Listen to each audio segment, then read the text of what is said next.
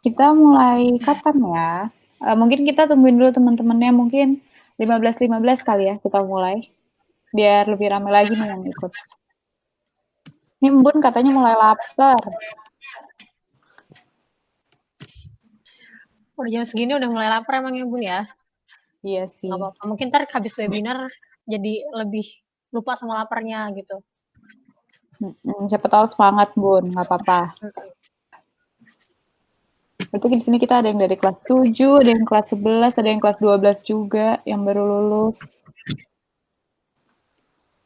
Ih, rame ya.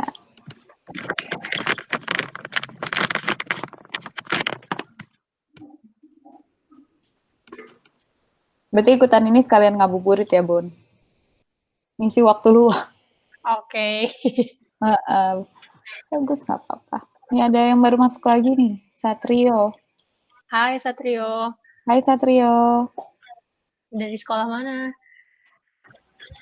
Kita kayak kuis tau gak sih Kak, yang kalau kuis sahur gitu. Dari sekolah mana? Oh, dari Solo. Oh, dari Solo. Wow. Kamu tahu ini dari mana info webinar ini? Langsung dulu pindah.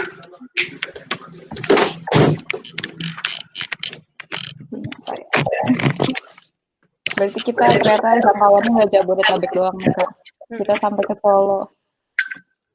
Berarti kalian kalau mau nyalain video atau mic-nya boleh loh sekarang. Kita ngobrol dulu aja. Kita ngobrol-ngobrol aja dulu, kita nyalain dulu mic-nya nggak apa-apa. Nyalain kamera juga boleh. Terus kita bisa dada-dada. Dada-dada bang. Nggak tahu sih. Tapi aku kangen banget loh lihat muka orang.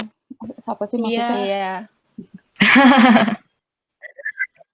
Kalau tadi Stella kayaknya berdua itu adik kakak atau gimana? Iya, sama adik Kak. Oh, sama adik. Adiknya kelas berapa? 8. 8.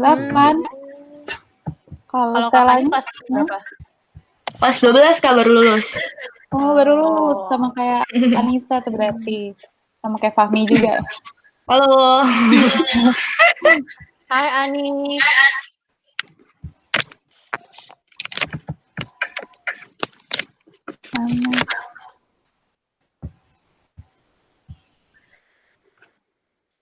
Mana kalian hari Minggu? Hari ini ngapain aja?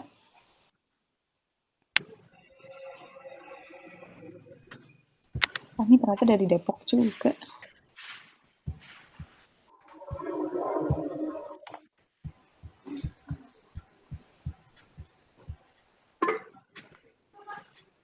Bintaro.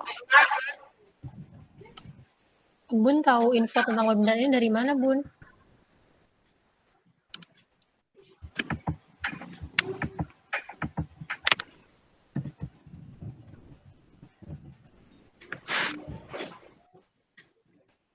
Di Twitter. Oh, di Twitter.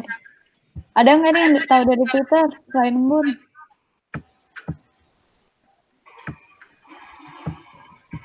Halo Haya deh. Oh, Novio tahu dari Twitter. Ini masih pada main Twitter ya? Keren sih. Ini Fahmi hari Minggunya nggak ngapa-ngapain malah. Istirahat. Emang biasanya ngapain Fahmi? Tugas Kak banyak. Tugas. Oh. Lagi ini nggak sih? Lagi UAS nggak? Iya, kemarin. Oh, ada ujiannya. Bentar Kak. Wah, Satrio baru try out. Semangat ya. Kalian pasti banyak-banyak try out deh yang sekarang. Iya Kak. Apalagi yang kelas 9 dan kelas 12. Gimana try outnya Stella coba? Susah Kak. Kenapa tuh susahnya? Susah aja gitu Kak. Udah kelamaan gak mikir. Udah lama gak mikir, aduh. Emang kalau try out online itu kayak gimana kalau kamu? Tergantung tryout sih Kak, ada yang kayak tes sih biasa lah, ABCDE. Lebih gampang apa lebih susah tuh daripada tryout offline? Lebih sama aja sih Kak, soalnya kan sama, cuman sistemnya aja beda. Oh gitu. Kalau yang SMP gimana nih tugas-tugasnya? Kan tadi ada yang kelas 7, ada yang kelas 8.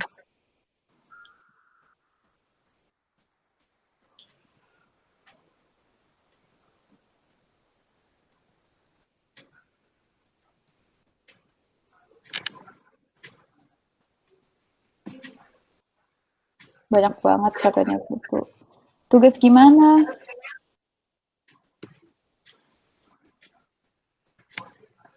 Kalian kalau mau jawab nggak apa-apa kok, kita ngobrol aja di kolom chatnya guys. Kita masih mulainya ntar aja, 15-15 ya.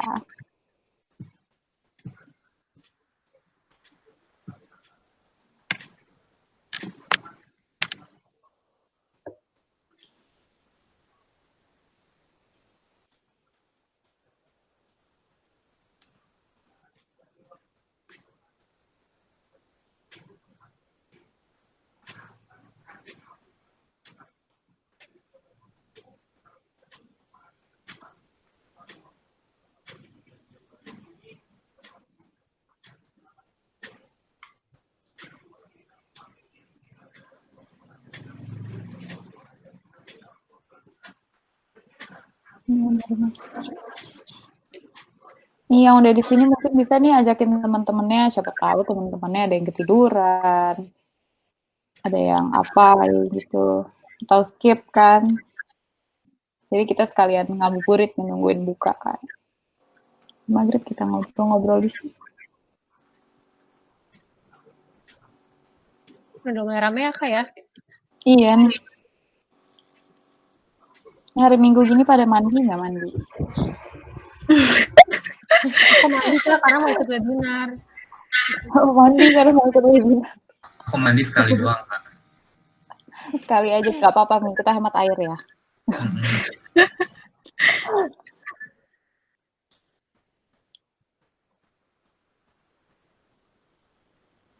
Hai Raudatul Jannah. Hai Kak. Hai, kamu dari SMA mana nih atau SMP mana? Dari SMA 5 Tangerang. Dari mana? SMA 5 Tangerang. Oh, Tangerang. Wow. Halo, aku juga orang Tangerang. Wah, sama kayak Tangerang. Ini lama-lama kita reuni ya, mungkin berdasarkan tadi ada yang sama-sama Depok, ada yang sama-sama Tangerang, ada yang sama-sama Bintaro mungkin. Oh, Bandung. Kayak nggak ada ya Kak ya? Gak apa-apa Kak Peye. Nanti mungkin ada ya. Naya sendiri, jawab sendiri. Tadi ada Bintaro nggak? Biar sama kayak Embun tuh. Embun dari Bintaro. Baik aja. Surabaya. Wow, ada yang Surabaya nggak nih? Ada Solo ada nggak? Tadi Satrio Solo. Omku Surabaya. Ini ada lagi nih, halo Nasya.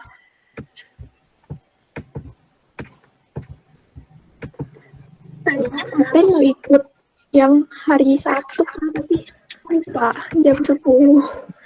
Ingatnya jam 1 terus ketidur. Nggak apa-apa. Ya nggak apa-apa kok. Sama kok hari ini sama yang kemarin. Kalian pada tahu webinar ini dari mana nih? Dari Twitter. Dari Twitter. Oh, ternyata banyak ya dari Twitter. Dari grup Kak. Oh, dari grup. Ada yang dikasih tahu nggak dari gurunya mungkin? Ini Satrio juga tahu dari Twitter katanya. Banyak ya. Banyak banget dari Twitter loh. Twitter ya? Wah, kita berhasil mempublikasikan. Iya ya, dari Kinta ya. Ada yang tahu dari Instagram mungkin?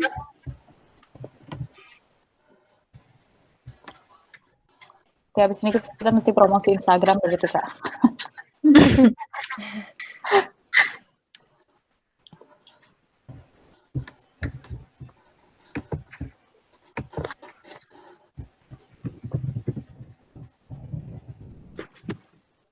Oke, kita mungkin udah 5 menit lagi nih. 5 menit lagi kita mulai ya, Bun. Mungkin sebelumnya kita perkenalan diri dulu nih. Jadi dari tim hari ini, di sini ada aku. Halo semuanya. Hai. Halo. Hai Kak Zaza. Nama aku Halo, Zaza. Kak. Mungkin nama aku di sini panjang banget ya, Anissa Sabrina, cuman itu nama lengkap, nama asli. Tapi nama panggilan aku Zaza. Aku dari tim relawan PFA yang Psychological First Aid. Di sini ada tim PFA lainnya, ada KPY. Halo KPY. Dadah. Hai. Hai Kak Fe. Nama aku juga Anissa. Hai Anissa Kak Permata Diani, tapi karena Anissa tuh banyak, jadi dipanggil PY. Gitu. Iya, terus di sini ada Seva. Tim hari ini. Halo semuanya. Halo Kak Seva. Hai Hai Kak Seva. Seva. Hai, Halo. Kak. Terus di sini ada Sarah. Halo semuanya. Halo Kak Sarah. Halo Kak. Dan ada Vira. Terakhir nih. Yeay, halo semuanya. Hai. Kak Vira. Halo Kak. Gak ada familiar sama Vira apa? Aku pernah lihat di katanya ada ini ya Kak. Pernah lihat. Pernah lihat. Kita tebak-tebakan kali ya Kak ya? Semester berapa Boleh, aja nih? tebak-tebakan. Gitu. Boleh Mungkin dari Kak. Kak Zaza dulu nih, ada yang mau nebak Kak Zaza semester berapa? Semester berapa coba mukanya nih? Wah, kelihatan nih Kak dari muka ya. Mungkin di Nggak tahu deh. chat kali ya? Di chat dijawab aja angkatan berapa, Kita jawab semester nih. berapa. Bisa tebak-tebakan. Empat. Empat. Semester dua. Kedua. Aduh. Masih muda nih Kak Zaza kayaknya Muda kelihatannya. ya. Aku jadi terharu. Makasih ya teman-teman. Pilihannya ada Pilihannya gak? apa? Pilihannya semester 2, semester 4, semester 6, sama semester 8. Karena sekarang semester genap ya Kak ya? Iya. 4 Kak. 4. Tadi Oke. bilang semester 4. Ada 2 orang. Angkatan 2017. Kita kasih tahu ya KPY. Sebenarnya aku semester 6. Tapi benar tadi Natasha benar. Aku angkatan 2017. Oh, kalau kata dia aku semester 10.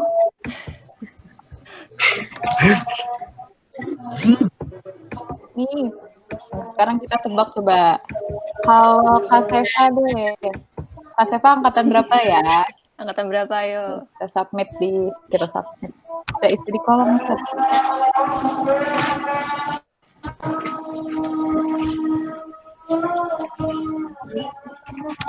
Wih, semester 2 atau nyambung. Kayak masih SMA.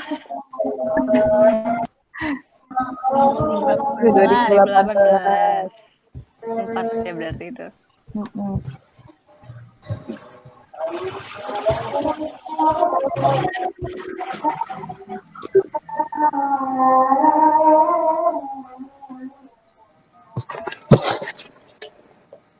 Ada lagi mungkin yang mau nebak nih Seva angkatan berapa?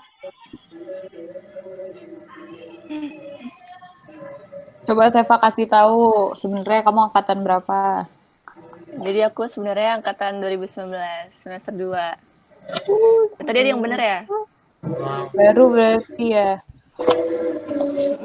Wah Bun, berarti bener nih. Benar. Coba kalau Kak Sarah gimana Kak Sarah? Ayo tebak-tebak. Angkatan berapa ya? Kasih clue-nya dong Kak Sarah. Lebih dari setahun pokoknya. Lebih dari setahun.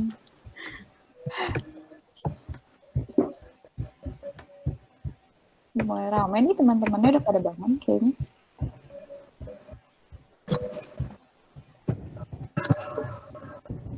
Kalau nggak coba Kak Sarah kasih tahu dia sekarang angkatan berapa, terus semester berapa, terus kayak lagi ngapain sih Kak? Gitu. Susah nggak sih? Ngapain apanya Kak?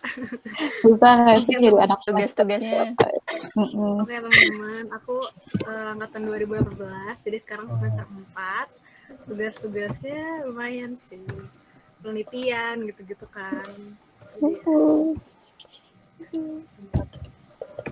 Ini udah 3.15 nih Kak.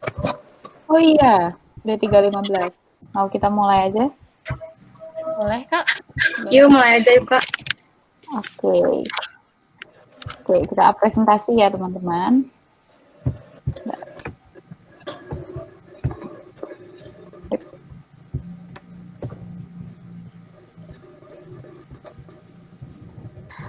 Oke, semuanya selamat sore teman-teman semua. Selamat datang di webinar PFA dari tim riset kesehatan mental komunitas Fakultas Psikologi UI.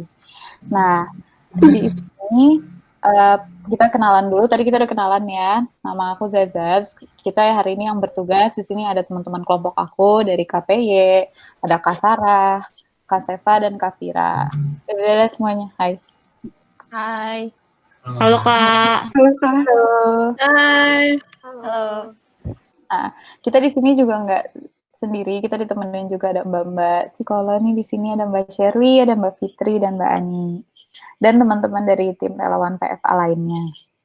Oke, nah ini sebelum kita masuk ke materi webinar, aku mau minta tolong ke teman-teman untuk mematikan mic-nya ketika materi dimulai. Terus kalau misalnya kalian mau jawab pertanyaan-pertanyaan selama presentasi atau mau nanya juga, boleh langsung di kolom chat. Tapi jangan khawatir, karena nanti di akhir presentasi, kita bakal ada sesi tanya-jawab. Dan ada waktu juga yang disediain buat kalian yang mau cerita atau mau nanya-nanya juga. Nah, oke, kita mulai ya. Mungkin silakan Kak Priyo. Oke, halo teman-teman semua. Kali ini kita akan mulai nih webinarnya mengenai gimana caranya kita bisa memperkuat diri kita dalam melawan pandemi COVID-19. Jadi kita ini dari tim mahasiswa relawan PFA atau Psychological First Aid, itu semacam P3K psikologi dari Fakultas Psikologi UI. Oke, langsung kita mulai aja, Kak. Nah, teman-teman, di sini aku mau nanya dulu nih, mungkin kalau ada yang ngalamin juga boleh dibilang di kolom chat ya. Teman-teman pernah nggak sih sejak kita harus tinggal di rumah karena COVID-19 ini, pernah nggak kamu tuh ngalamin rasanya tuh mager banget, males banget ngapa-ngapain. Padahal tuh masih banyak tugas yang harus dikerjain yang dikasih dari sekolah, gitu. Atau misalnya mungkin ada juga yang merasa sedih karena nggak bisa kumpul sama teman-temannya, nggak bisa jalan-jalan lagi. Oke, pernah nih, Putu pernah. Dia sering malas. Jujur bener banget, Kak. Aduh, ya relatable banget nih ya. Terus mungkin juga ada yang kangen ke sekolah, kangen makan makanan di kantin ya, mungkin. Atau mungkin ada juga yang kayak, ah enggak, Kak, aku biasa aja, aku nggak kangen ke sekolah gitu. Aku di rumah senang-senang aja gitu. Jadi mungkin ada yang ngalamin semuanya, ada yang ngalamin cuma sebagian, atau mungkin ada juga yang merasa biasa aja. Nah, itu sebenarnya semuanya wajar, teman-teman, karena next, Kak. Nah, itu semua wajar karena memang setiap orang itu bisa punya reaksi yang berbeda-beda terhadap COVID-19. Contohnya mungkin ada yang merasa takut, ada yang merasa panik, sedih, cemas, atau bingung. Nah, teman-teman juga boleh nih di-share juga di kolom chatnya. Mungkin ada nggak sih yang pernah merasakan emosi seperti ini selama tinggal di rumah aja? Mungkin ada yang merasa takut kali ya, karena takut terinfeksi corona gitu. Takut orang tuanya, oke, ini Natasha lebih kesedih nih, agak cemas nih, oke. Mungkin boleh diceritain teman-teman sedih dan cemasnya tuh kenapa? Mungkin ada yang cemasnya mungkin karena masa depan kayaknya nggak pasti gitu ya. Jadi nggak tahu semester depan bakal ke sekolah atau enggak. Terus kalau misalnya yang udah kelas 9 atau kelas 12 mungkin bingung, ini selanjutnya saya SMA-nya bakal gimana ya seleksinya, atau ntar masuk PTN, UTBK-nya bakal kayak gimana ya. Oke, terus merasa juga bingung ya, karena nggak tahu nih kapan kelarnya, nggak pasti banget masa depan. Terus parnoan, takut kalau keluar rumah. Oke, cemas juga karena nggak takut kalau nggak lulus UTBK. Oke nih, Raudatul Jannah juga cemas karena orang tuanya masih kerja di luar ya, belum bisa WFH, jadi mungkin takut tertular juga. Oke, ini semua menunjukkan ya bahwa memang semua orang itu punya reaksi yang berbeda-beda terhadap COVID-19. Next. Nah, kalau misalnya tadi itu reaksi dari teman-teman sendiri, mungkin teman-teman juga bisa memerhatikan nih orang-orang di sekitar teman-teman itu sebenarnya juga punya reaksi tersendiri loh terkait COVID-19. Contohnya mungkin orang tua kalian mungkin ada yang harus cari penghasilan tambahan karena sekarang itu kondisi keuangan lagi kurang baik. Atau misalnya mungkin ada juga yang kayak tadi Raudatul Jannah, orang tuanya itu belum bisa work from home, jadi harus masih ke kantor dan jadinya takut tertular karena belum bisa kerja dari rumah gitu. Terus mungkin kalau kalian merhatiin teman-teman kalian atau adik atau kakak kalian, mungkin juga ada yang merasa khawatir karena kelanjutan pendidikannya yang belum pasti. Misalnya kayak tadi ya yang kelas 9 atau kelas 12 gitu. Terus juga mungkin ada yang kesel karena koneksi internet kok jelek banget, wifi-nya nggak stabil gitu. Padahal kelas-kelas sekarang semuanya dilaksanain secara online, jadi terganggu gitu ya. Atau mungkin ada yang bosan di rumah aja, karena udah 2 bulan nih di rumah aja, jadi bosan ngapa-ngapain gitu.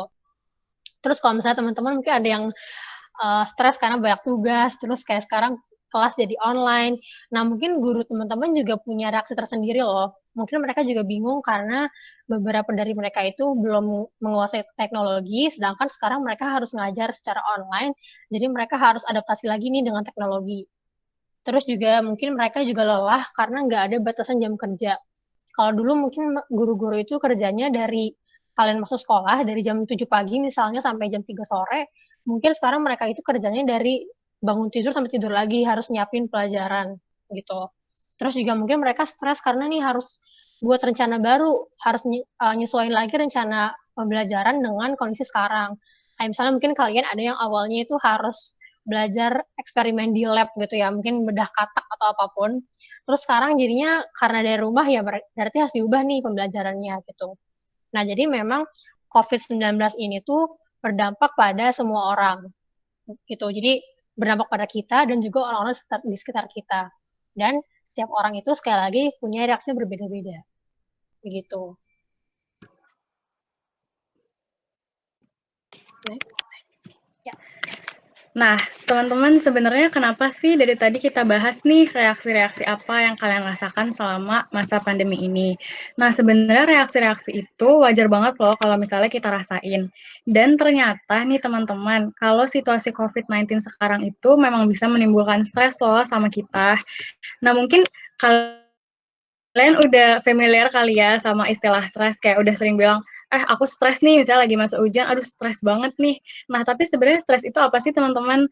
Nah, stres itu gampangnya respon di saat kita itu nganggep diri kita nggak mampu nih menghadapi situasi yang sekarang. Kenapa bisa nggak mampu? Karena tuntutannya itu menurut kita terlalu banyak dibanding sama kemampuan kita. Nah, contohnya nih mungkin yang kalian relate, karena kan sekarang belajarnya serba online kan, belajar dari rumah, nggak ke sekolah. Nah, mungkin jadinya guru lebih banyak ngasih tugas online kan. Nah, jadinya tugas kalian lebih banyak, terus deadline-nya juga jadinya lebih cepat. Nah, mungkin kalian ngerasa, aduh nggak bisa nih, tugas gila banyak banget nih, nggak sanggup. Nah, akhirnya kalian ngerasa kemampuan kalian itu nggak bisa nih untuk menangani banyaknya tugas itu. Next. Nah, tapi sebenarnya stres itu berbahaya atau enggak sih, teman-teman?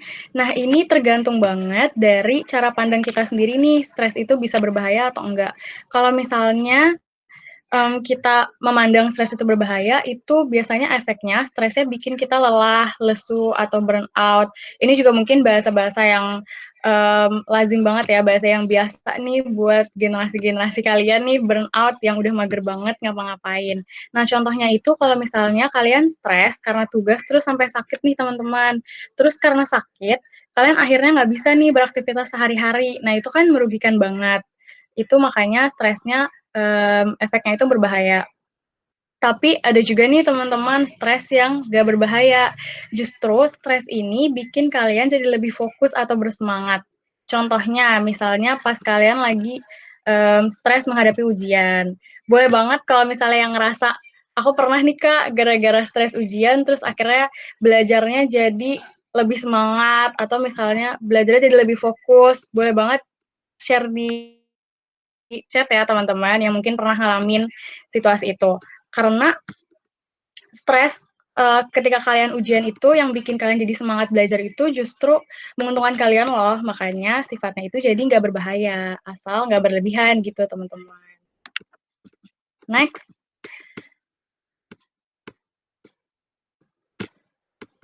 Nah, perlu disadari juga nih teman-teman kalau misalnya stres yang kita rasain sekarang itu dipengaruhi juga nih sama orang-orang di sekitar kita. Nah, itu wajar banget loh kita ngerasa kayak gitu. Karena dari COVID-19 sekarang, kan efeknya jadi PSBB ya. Terus akhirnya mungkin kita jadi lebih sering di rumah. Nah, terus kita lebih sering berinteraksi dengan orang tua. Tapi mungkin teman-teman merasa juga nih kalau orang tua kita ngerasain juga stres karena mungkin beban kerja dari rumah, jadinya mungkin penghasilan berkurang, atau gimana segala macam. Terus mungkin buat teman-teman yang nggak punya gadget pribadi, jadinya harus berbagi sama anggota keluarga lain. Karena kan semuanya pekerjaan atau belajar kan jadinya online kan, jadi harus banget standby sama gadget. Nah, terus bisa juga nih teman-teman pengaruh dari guru. Karena guru kan harus beradaptasi ya dengan teknologi. Nggak semuanya jago nih teknologinya kayak teman-teman misalnya yang udah biasa pakai gadget. Atau misalnya waktu sinyal internetnya nggak stabil jadi stres sendiri. Karena kan guru-guru itu bertanggung jawab juga kan buat buat memastikan kalau misalnya kalian itu paham materinya. Terus mungkin juga gurunya jadi banyak harus ngubah materi nih atau ngubah silabus. Kayak yang tadi udah jelasin, yang praktek, kan itu nggak bisa dilakukan ya, misalnya yang beda-beda kodok itu, terus akhirnya harus diubah, diganti jadi apa ya. Nah, itu mempengaruhi banget nih ke kalian untuk stresnya. Kayak contohnya nih, kalian jadi susah memahami pelajaran, itu wajar banget teman-teman.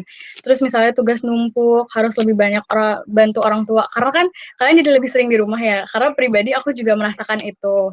Terus mungkin kalian yang seharian udah capek banget nih ngerjain tugas, terus akhirnya mau istirahat bentar deh 15-30 menit ngerjain gadget, terus baru duduk udah dimarahin. Ngapain sih seharian mentang-mentang di rumah main gadget. Nah, itu kan sering banget juga kan teman-teman mungkin buat beberapa orang, jadinya lebih bikin stres gitu kalau di rumah. Next. Nah, stres itu bisa datang dari mana aja sih teman-teman? Sumbernya banyak. Bisa dari fisik. Kayak misalnya nih, kalau misalnya kalian ngerasa kondisi fisiknya lagi nggak enak. Misalnya kalian lagi nggak fit, lagi lemas. Nah, itu juga bisa menimbulkan stres tuh teman-teman. Beda kalau misalnya kalian lagi happy, lagi fisiknya lagi bagus, kalian lagi merasa sehat, itu kan moodnya juga jadi lebih bagus kan. Terus bisa dari akademik, kayak tadi, tuntutan tugas. Dan mungkin ini relate juga sama teman-teman, kalau belajar daring itu jadinya harus lebih mandiri kan, harus lebih bisa paham sendiri gitu materinya, tapi kan nggak semua orang bisa kayak gitu. Nah, mungkin itu bisa meningkatkan stres juga nih teman-teman. Terus dari hubungan sosial, mungkin buat kalian yang khususnya tuh suka banget nih berinteraksi, suka banget nih hangout pas weekend, terus ternyata nggak bisa hangout, nggak bisa nongki-nongki, nggak bisa sering-sering ngobrol sama teman. Nah, itu juga bisa meningkatkan stres nih teman-teman. Juga dari keluarga, karena kan interaksi dengan keluarga kan juga jadi lebih banyak ya di rumah. Mungkin banget kalau misalnya muncul konflik-konflik kecil, karena kayak yang udah tadi aku sebutin, kita semua tuh punya sumber stresnya masing-masing. Gitu, next. Nah, aku mau nanya nih teman-teman, boleh banget disebutin di chat ya. Kalau misalnya kalian lagi stres, apa sih yang kalian rasain di badan kalian? Misalnya kalau aku contohnya, kalau aku lagi stres, aku jadi sakit perut, terus kayak kram gitu. Nah, mungkin bisa banget ya teman-teman ditulis di chat, nanti aku bacain kira-kira apa aja. Bawaannya mau nangis, tapi nggak bisa, biasanya sakit perut. Sama aku juga nih, mules, pusing, aku kambuh, jadi rada pilek gitu. Ngaruh juga ya teman-teman ke fisik. Kalau misalnya ke interaksi kamu dengan orang tua atau ke orang-orang rumah, biasanya ada nggak? Misalnya jadi lebih sensitif, dan lain-lain sebagainya. Pusing, rodatul jana, terus ada nyesek juga, jadi agak menghindar. Biasanya nangis, lebih marah-marah, lebih sensitif lah ya intinya, jadinya lebih galak, gampang nangis, dan ngacangin orang. Iya, banyak banget nih teman-teman responnya. Nah, aku mau jelasin nih sebenarnya hubungannya stres dengan fisik sama respon teman-teman tadi itu apa sih? Next. Nah, jadi bener banget nih teman-teman, kayak tadi. Kalian kan bilang kalau misalnya stres itu tadi ada yang pilek, terus mules, pusing, sakit perut, dan segala macam. Itu kan jadi mempengaruhi kondisi tubuh kalian ya. Jadi dari kondisi perasaan kalian yang tadi stres, sedih, bingung, cemas, terus akhirnya mempengaruhi ke fisik kalian. Jadi sakit perut, pusing, terus bisa juga jam tidur jadi berantakan, pokoknya intinya mempengaruhi kesehatan kalian. Terus ketika kalian ngerasa nggak fit nih, kayak yang udah kalian sebutin tadi, misalnya, siapa nih? Misalnya ada tadi yang pusing atau sakit perut, terus disuruh nih sama orang tuanya, misalnya bantuin buat nyapu rumah, contohnya. Terus pasti kalau misalnya disuruh minta bantuin dikit, langsung marah-marah kayak, aduh apa sih mah, nanti dulu dong, lagi nggak enak nih. Itu wajar banget teman-teman ketika kalian ngerasa kondisi fisik kalian lagi nggak bagus, terus kalian merasa lebih gampang sensi kayak yang udah kalian bilang tadi, itu wajar banget. Nah, dari kondisi interaksi kalian tadi, ya kalian jadi lebih sensitif, terus menghindar dari orang lain, itu juga mempengaruhi kondisi psikologis kalian juga. Mungkin bisa bikin kalian tambah sedih, bingung, cemas, dan sebagainya. Nah, makanya ini bisa saling mempengaruhi nih teman-teman. Makanya wajar yang tadi kalian share, itu stres itu bisa menimbulkan berbagai dampak yang tadi. Gitu. Next. Nah, tadi kan udah dijelasin nih teman-teman, apa sih stres itu, dampaknya kayak apa, respons-respons yang biasa ditunjukkan kayak apa. Sekarang kita masuk gimana sih sebenarnya cara kita nge-handle stres. Next. Nah, oh ya, aku pengen nanya dulu deh ke teman-teman, biasanya kalau misalnya lagi stres, kalian nanganinnya kayak gimana sih? Mungkin ada yang misalnya langsung nyelesain masalahnya, mungkin ada yang tidur, ada yang denger musik dulu, ada yang suka me time ya, itu bisa banget untuk mengembalikan emosi kita. Terus ada yang nonton YouTube, makan, ada yang dengerin lagu, ya itu membantu banget ya teman-teman. Nah, jadi sebenarnya cara kita nge-handle stress itu ada dua. Ada yang namanya problem focus coping dan ada yang namanya emotional focus coping. Sebenarnya bedanya di mana sih? Coba bisa kita jelasin satu-satu ya. Coba next, Kak. Nah, yang pertama itu emotion focus coping. Jadi, cara kita nanganin masalah kan tadi ada dua. Nah, kalau yang emotion focus coping itu, kita lebih fokus sama nanganin emosi yang sedang kita rasakan. Contohnya, misalnya lagi dengan cara mengurangi pikiran-pikiran atau perasaan yang negatif supaya kita nggak bad mood. Tadi yang sedih, misalnya kita jadi dengerin lagu kan, tadi ada beberapa yang bilang. Ada yang malah tidur gitu kan, ada yang makan. Nah, sebenarnya cara-cara ini tuh bisa kita gunakan untuk mengatur emosi yang sedang kita rasakan. Jadi kayak supaya kita nggak merasakan emosi yang terlalu menggebu-gebu gitu kan, atau nggak bisa kita handle gitu. Nah, caranya apa aja sih? Yang pertama, bisa melakukan hal-hal yang menyenangkan.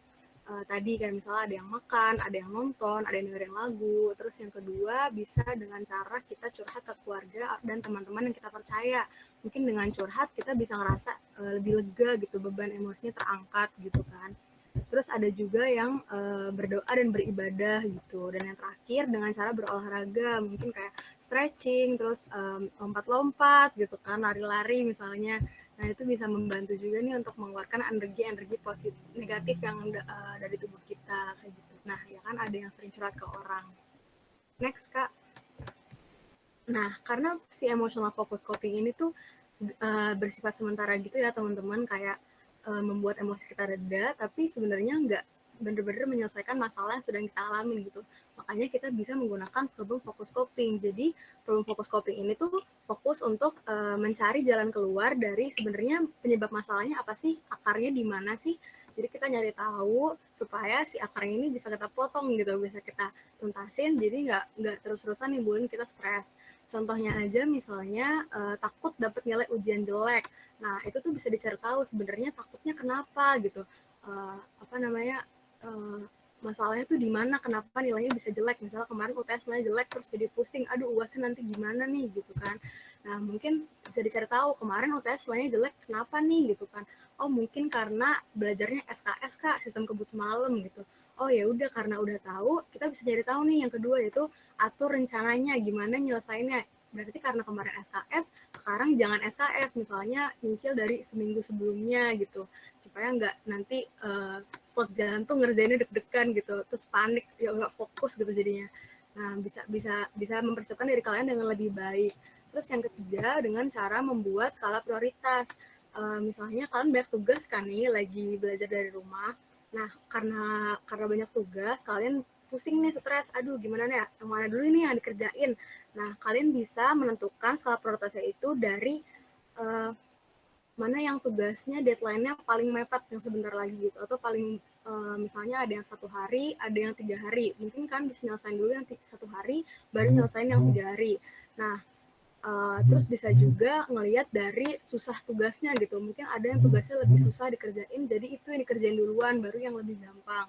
Yang terakhir itu bisa dengan mengubah tingkah laku, kebiasaan atau sikap. Ini tuh misalnya tadi ada yang orangnya tuh seneng nunda-nunda ngerjain tugas gitu. Aduh nanti aja nanti malam, terus ketiduran. Nah mungkin berarti jangan malam ngerjainnya, mungkin pas pagi hari atau siang hari yang masih fresh gitu, jadinya nggak ketiduran. Next. Ya, jadi dua cara ini tuh nggak harus dilakukan satu aja. Kalian bisa ngegunain dua-duanya gitu, ganti-gantian. Kayak misalnya ada yang ngerasa, aduh lagi sedih banget nih, nggak fokus kalau belajar. Nah, berarti bisa tuh dengan emotion focus coping, diselesain dulu rasa sedihnya. Nanti kalau misalnya udah reda rasa sedihnya, kalian bisa nyelesain nih masalahnya yang mana tadi diselesaikan gitu, supaya nggak nimbulin rasa sedih lagi. Terus atau misalnya kebalik, ada yang ngerasa, aduh kak aku lebih seneng kalau misalnya nyelesain masalahnya dulu sampai selesai gitu. Nah bisa diselesain dulu masalahnya, baru nanti fokus nyelesain emosi yang sedang kalian rasakan, kayak gitu.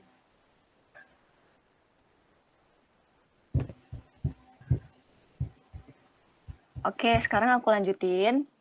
Jadi di antara segala macam hal yang terjadi selama masa pandemi ini, kita harus tahu nih, kalau ada loh hal-hal yang bisa kita ubah atau kita kontrol, serta ada juga hal-hal yang hanya bisa kita terima dan nggak bisa kita kontrol. Next. Apa aja nih contohnya? Jadi kalau untuk yang nggak bisa dikontrol, misalnya mengenai apa yang akan terjadi sebulan ke depan, 2 bulan ke depan, atau kapan PSBB selesai, itu kan kita nggak bisa mengontrol karena memang bukan kita yang menentukan. Terus mungkin kita juga cemas karena takut tetangga atau anggota keluarga tertular COVID-19 nih. Itu juga nggak bisa kita kontrol karena memang bukan kita yang memilih siapa yang kena, siapa yang nggak kena gitu kan. Terus kalau mengenai sekolah, mungkin kita mempertanyakan nih, kapan ya bisa sekolah lagi, kapan bisa keluar lagi belajarnya gitu. Nah, tapi di samping itu ada juga nih hal-hal yang bisa kita kontrol.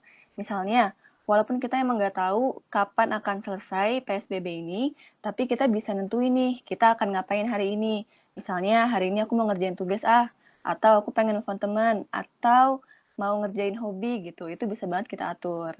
Terus kalau mengenai penularan COVID-19, ini walaupun nggak bisa kita atur, tapi kita bisa mengatur diri kita supaya nggak ketularan. Misalnya dengan menjaga kebersihan, dengan nggak keluar-keluar rumah, dengan makan makanan sehat, atau juga kita bisa mengingatkan orang tua kita atau anggota keluarga lain supaya menjaga kebersihan mereka juga. Terus kalau mengenai sekolah nih, belajar dari rumah, hal-hal yang bisa kita kontrol itu misalnya seperti membuat jadwal belajar atau mengerjakan tugas. Nah, buat apa sih kita tahu apa yang nggak bisa dikontrol, apa yang bisa dikontrol? Nah, nantinya teman-teman, dengan kita tahu apa yang nggak bisa kita kontrol, kita jadi menerima kalau itu emang nggak bisa kita kontrol. Jadi, kita nggak harus terlalu memikirkannya supaya kita nggak stres. Dan dengan tahu apa yang bisa kita kontrol, jadinya kita bisa ngelihat nih, kita masih bisa ngelakuin ini, masih bisa ngelakuin itu. Jadinya kita nggak bad mood terus dan selalu semangat. Next.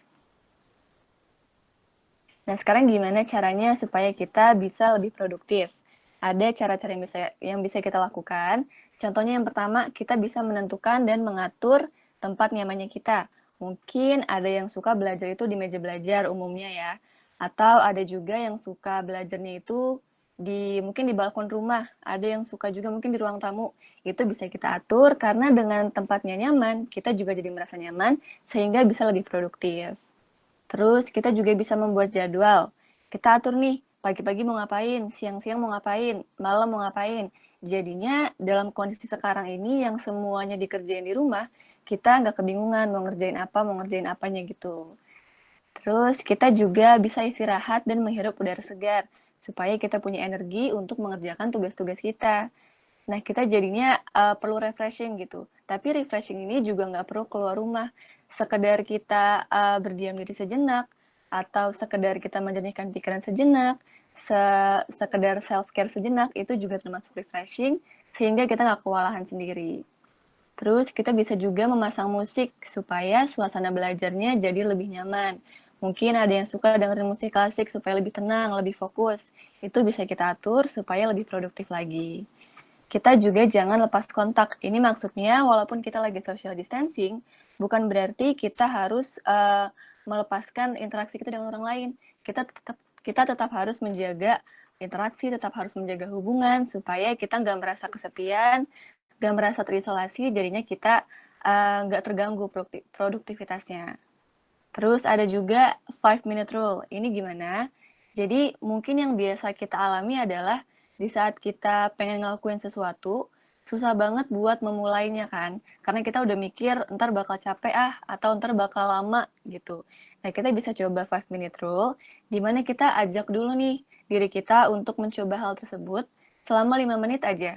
Nantinya kalau udah bisa selama 5 menit, biasanya akan keterusan dan ketagihan sehingga udah nggak peduli lagi tentang waktunya, tapi udah fokus sama apa yang kita lakuin. Seperti itu. Lanjut. Nah, sekarang ada tips-tips gimana caranya meningkatkan motivasi. Yang pertama, kita bisa mengatur deadline. Kita list dulu nih, tugas-tugas ada apa aja. Terus, deadline-nya kapan aja. Nanti kita bisa lihat tugas mana yang lebih susah, tugas mana yang butuh lebih banyak waktu buat dikerjain, yang mana yang deadline-nya lebih cepat. Jadinya kita bisa milih, harus kerjain yang mana dulu supaya nggak menumpuk di akhir. Nah, untuk melakukan ini, emang perlu banget teman-teman untuk jangan menunda-nunda. Terus yang kedua, kita juga bisa untuk jangan terlalu keras sama diri sendiri. Karena mungkin beberapa dari kita itu nggak terbiasa nih sama mengatur-ngatur diri kita. Kita biasanya diingetin guru atau diingetin teman. Nggak apa-apa untuk pelan-pelan beradaptasi dan nggak perlu kesel sama diri sendiri. Terus kita juga bisa menulis motivasi kita. Jadi nih, apa sih yang bikin kita tuh pengen ngelakuin sesuatu? Mungkin kita bisa coba pikirin lagi apa alasan awalnya kita ngelakuin ini, atau apa tujuan akhir kita melakukan ini, supaya kalau kita udah inget alasannya lagi, kita bisa bangkit dan jadi semangat lagi. Terus kita juga bisa memberi reward pada diri sendiri, nggak perlu hal yang besar-besar, yang simple-simple aja, kayak misalnya, kalau aku udah bisa ngerjain satu tugas, aku boleh nonton YouTube beberapa menit. Atau kalau aku udah bisa baca dan mengerti satu bab, aku boleh rebahan dulu sambil nyemil gitu. Nah, nantinya teman-teman, kalau kita bisa termotivasi lagi, kita moodnya udah baik lagi, nanti tugas-tugas kita pasti lebih mudah buat dikerjakan. Seperti itu. Lanjut. Oke, tadi kan udah dijelasin ya sebelumnya sama kakak apa aja sih masalah yang mungkin muncul atau perasaan yang mungkin teman-teman rasakan selama masa pandemi COVID-19 ini. Nah, sekarang kita juga penting nih untuk mencari tahu dan untuk tahu kapan kita itu perlu mencari bantuan. Jadi, kalian perlu mencari bantuan ketika kalian merasa overwhelmed, atau ketika kalian merasa masalah yang kalian hadapin itu tidak dapat diatasi oleh kalian sendiri. Nah, kalian itu bisa mencari bantuan ke siapa sih? Intinya, kalian bisa mencari bantuan ke orang-orang yang terdekat dan orang-orang yang kalian percaya. Seperti misalnya saudara, teman, orang tua, atau bahkan guru kalian. Nah, dalam kondisi belajar dari rumah seperti ini, atau selama masa kita di rumah aja, kan masalah yang kita alami itu nggak cuma terbatas pada rasa-rasa kesepian atau masalah yang disebabkan karena stres aja. Di sini misalnya ada beberapa contoh nih teman-teman, kekerasan yang mungkin kalian sadari atau enggak kalian sadari. Dan bisa aja kekerasan di sini dilakukan oleh keluarga kalian sendiri. Misalnya yang pertama, di sini ada kekerasan fisik. Nah, ini jelas seperti namanya kan, kekerasan yang menimpa tubuh atau fisik kalian, sehingga bisa menimbulkan luka atau penyakit. Misalnya mungkin dipukul, ditampar, atau bahkan dicubit yang berlebihan, hingga akhirnya bisa menimbulkan luka, dan hal itu termasuk ke dalam kekerasan fisik. Kemudian yang kedua, kita di sini ada kekerasan verbal. Nah, hal ini mungkin jarang kita sadarin ya, karena kita nganggapnya biasa aja nih, tapi ketika kita mengalami ini, timbul perasaan negatif atau rasa nggak enak gitu ketika kita mengalaminya. Misalnya ketika kita berusaha untuk belajar, atau kita berusaha untuk memberikan yang terbaik, tapi terus kita malah diremehkan oleh orang lain, atau bahkan ketika kita diabaikan, diancam, nggak diajak ngomong sama orang lain, dipermalukan, atau bahkan diejek-ejek gitu. Nah, hal-hal itu kan sebenarnya ngebuat kita nggak nyaman kan, dan itu merupakan bentuk kekerasan loh teman-teman. Kemudian ada juga kekerasan seksual, yaitu ketika ada bagian tubuh kita yang seharusnya nggak boleh dipegang, tapi malah dipegang oleh orang di luar kehendak kita. Kemudian terakhir, di sini ada penelantaran. Nah, penelantaran ini maksudnya adalah ketika kebutuhan dasar kita tidak dipenuhi nih oleh keluarga kita sendiri. Misalnya teman-teman pernah ditinggal oleh orang tua dalam waktu yang lama. Nah, ini adalah bentuk-bentuk kekerasan yang mungkin aja muncul selama periode di rumah aja.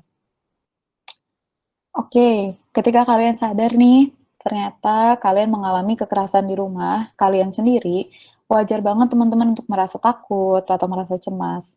Tapi penting juga bagi kalian untuk tahu bagaimana cara menghadapinya.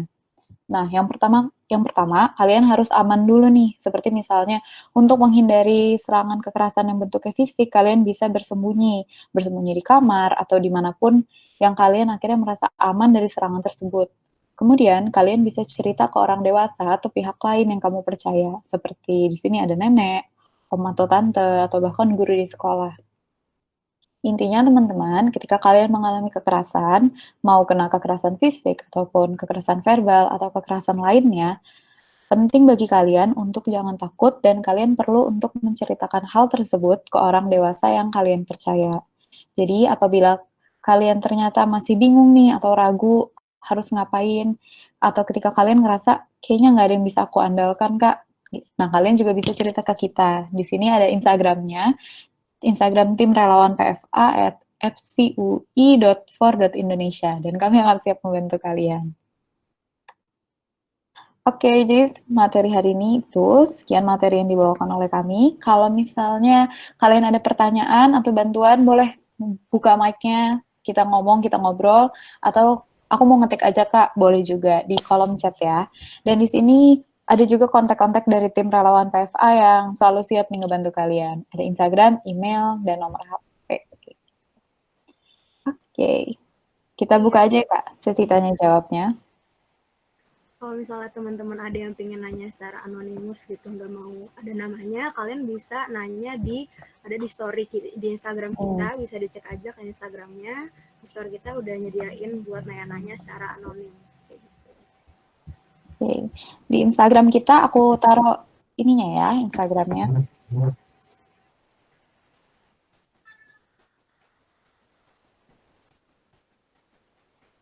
Ini ada dari Putu. Tanya gimana caranya sih ngelupain tugas untuk sebentar. Mungkin ini relate dengan masalah tadi ya, yang coping itu tadi. Ada problem focus dan emotion focus. Nah, di sini ketika kamu pengen ngelupain tugas untuk sementara, itu kamu mungkin berusaha untuk melakukan yang tadi emotion focus coping. Nah, di sini kamu mungkin bisa ngelakuin hal yang kamu suka, atau bahkan cuma sekedar, rebahan aja. Gitu sih kalau dari aku. Mungkin dari kakak-kakak ada yang mau nambahin?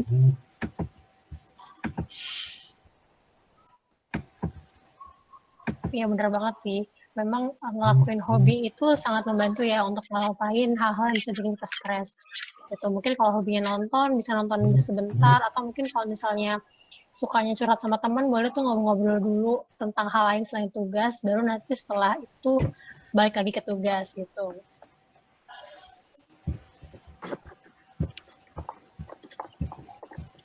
Gimana Putu, terjawab nggak? Kamu masih bingung, nggak apa-apa, kita nanya aja lagi di sini.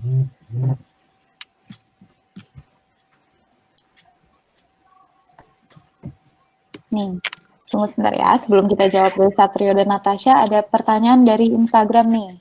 Dari Instagram ada yang cerita, kalau dia itu selalu merasa sendiri. Namun kalau misalnya dia cerita ke orang terdekat, dia selalu dibilang, biasa aja, normal loh, nggak sendirian. Memang benar ya, kayak gitu. Coba, mungkin dari kakak-kakak ada yang mau sharing? Oke, jadi tadi katanya emang merasa sendiri terus ya Kak ya, tapi kalau cerita ke orang-orang terdekat, dibilanginnya biasa aja kok, gitu, normal.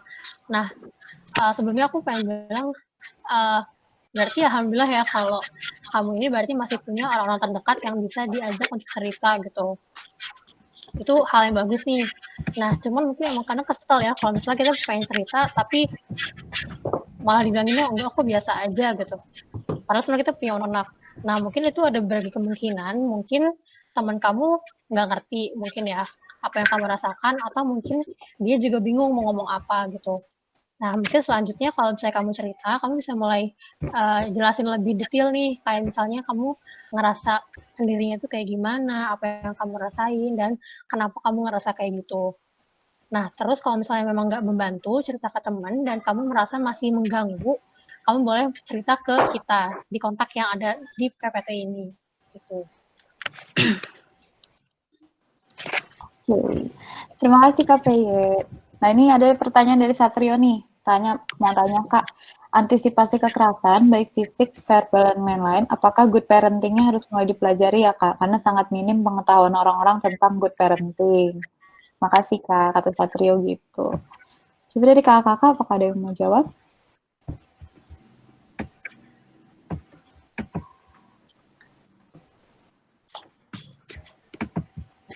Mungkin aku ya. Jadi good parenting itu kan berarti ditanamin ke orang tuanya ya maksudnya Satrio.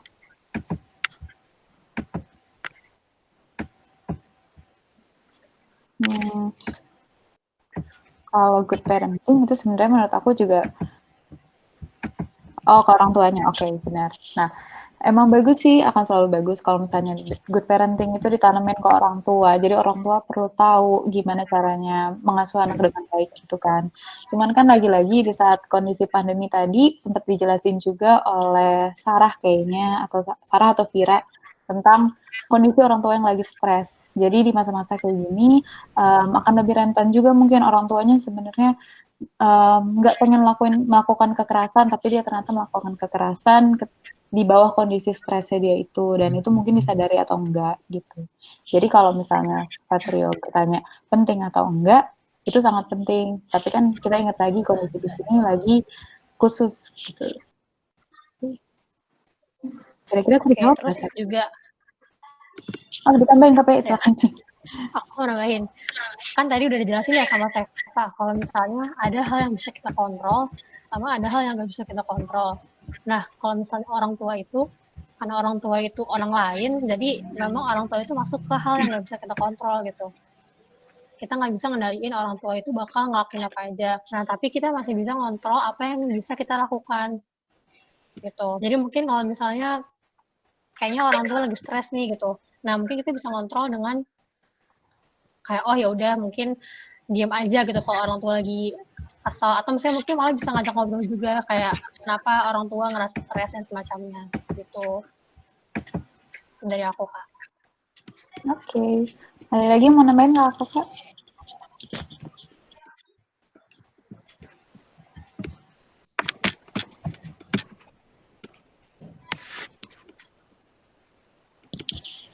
Mungkin ini ya sedikit tambahan juga buat Satrio. Mungkin kayak kamu mikirnya jauh ya tentang parenting gitu. Tapi yang nggak apa-apa. Tapi yang paling penting sekarang buat kita adalah kita jadi orang yang berperilaku baik aja dulu. Kita ubah diri dan jadi contoh untuk orang lain.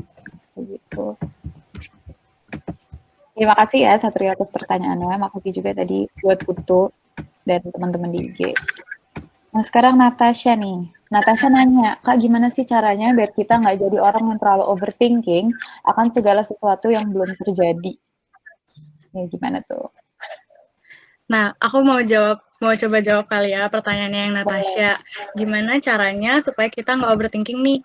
Nah, kayak yang udah dikasih tahu tadi nih Natasha, mungkin ada beberapa hal yang memang kita harus sadarin dulu nih, ada hal yang bisa kita kontrol, ada yang enggak. Nah, mungkin kalau misalnya hal yang nggak bisa kita kontrol, jangan terlalu dipikirin gitu. Kita fokus ke hal-hal yang bisa kita kontrol. Nah, terus sebenarnya kuncinya supaya kita nggak overthinking ya, berarti kita harus sadar nih kalau misalnya pikiran itu kita sendiri yang bisa kontrol. Jadi mungkin kamu bisa coba mengkontrol pikiran kamu supaya nggak memikirkan hal-hal secara berlebihan gitu, apalagi hal-hal yang belum terjadi.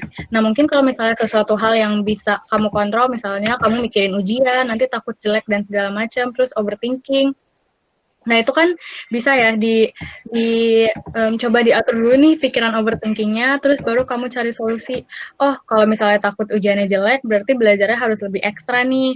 Tapi kalau misalnya kamu overthinking sama hal-hal yang sekiranya itu nggak bisa kamu kontrol, misalnya hal-hal yang berat nih kayak COVID, kapan ya selesainya PSBB, nah itu bikin kamu overthinking, itu harus dikontrol lagi nih pikiran kamu supaya nggak terlalu fokus ke situasi-situasi yang gak bisa kamu kontrol gitu.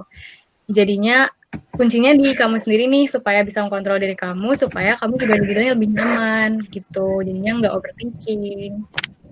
Gitu sih kayaknya menurut aku.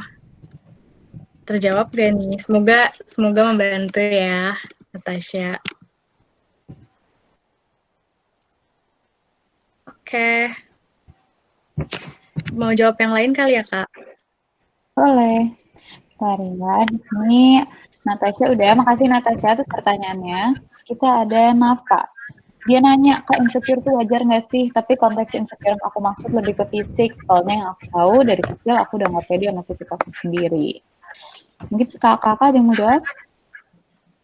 Aku mau coba Nafa, jawab. boleh. Jadi ini kan kamu nanya ya wajar apa enggak. Jadi sebenarnya itu wajar banget. Apalagi masalah fisik ini mungkin udah wajar banget sih. Setiap orang itu kayaknya punya hal yang mereka tuh kurang suka dari tubuhnya kan. Ada hal-hal yang mereka pikir tuh orang lain lebih bagus daripada mereka. Itu wajar banget. Jadi pokoknya itu wajar. Dan kalau misalnya kamu tuh pengen coba nih untuk mengurangi insecure kamu, hal yang menurut aku bisa kamu coba adalah kamu coba jangan terlalu membandingkan diri kamu dengan orang lain. Karena kalau kamu terus membandingkan itu nggak akan ada selesainya sih. Karena setiap orang itu pasti ada aja yang lebih bagus daripada kamu. Ada aja hal yang kamu lebih bagus daripada mereka. Jadi daripada membanding-bandingkan, daripada mikir kalau diri kamu itu kurang baik, lebih baik kamu menerima aja apa yang kamunya itu kayak gimana dan jangan terlalu membandingkan dengan orang lain gitu. Oke. Dan untuk Nafa ya. Nafa gimana? Terjawab ya. Oke, makasih Nafa atas pertanyaannya. Nah, sebelum kita masuk ke pertanyaan berikutnya, kita jawab dulu nih yang dari Instagram. Kita dapat pertanyaan, ada yang bilang kalau dia capek banget PJJ atau belajar dari rumah karena tugas. Tapi kalau istirahat malah suka bablas. Gimana ya Kak enaknya? Nah, ini tuh sebenarnya agak mirip nih sama pertanyaannya Rayendra Rafif. Dia nanya gimana caranya punya kebiasaan yang produktif karena dia suka terlarut sama kemageran. Oke, Kakak ada yang mau jawab? Gimana caranya biar kita nggak terlarut sama mager gitu? Oke, aku mau bantu jawab. Jadi kalau yang buat IGD ya, karena kan yang IG lebih pengen istirahat tapi bablas gitu kan. Nah, mungkin kalau misalnya kayak gitu, kalian bisa mungkin kalau ekstrimnya bisa nge-timerin bahkan kayak misalnya, oke, aku mau istirahat berapa menit gitu, di-timerin. Atau bisa minta tolong misalnya sama orang rumah, misalnya minta tolong sama ibu kayak, Bu, aku mau main dulu atau mau nonton dulu atau mau tidur berapa jam gitu, bangunin ya nanti soal mau ngerjain tugas. Kita bisa minta tolong sama orang sekitar kita juga. Terus untuk pertanyaan yang produktif karena berasa mager, sebenarnya kalian harus kenalin diri sendiri juga nih, kayak seberapa produktif kamu biasanya dan kayak seberapa menurunnya sih dari yang biasanya gitu, karena produktif orang-orang kan beda-beda. Jadi maksudnya nggak perlu nge-push diri terlalu berat terlalu parah gitu karena ngelihat sekitarnya baik yang produktif, teman-teman yang produktif. Jadi kayak tetap kenalin diri kamu sendiri, kayak kamu biasanya seberapa produktif. Kalau misalnya emang ngerasa lebih males, berarti harus dipacu nih, mungkin sama kayak yang tadi bisa ngebatasin dengan bikin schedule atau bikin planner gitu, atau bahkan tadi misalnya mau istirahat di timerin gitu supaya lebih tertata dan lebih tenang gitu. Oh ya berarti hari ini udah ngapain aja gitu. Jadi kamu ngerasa ada pencapaian dalam hari itu yang udah kamu lakukan kayak gitu. Mungkin yang lain ada yang mau nambahin? Berarti intinya jawabannya tuh kalau ekstrim pakai timer ya. Iya, tuh di schedulein gitu, planner. Oke, apakah terjawab dari Rayendra? Yang tanya di sini Rayendra, tapi itu dari Instagram juga ada.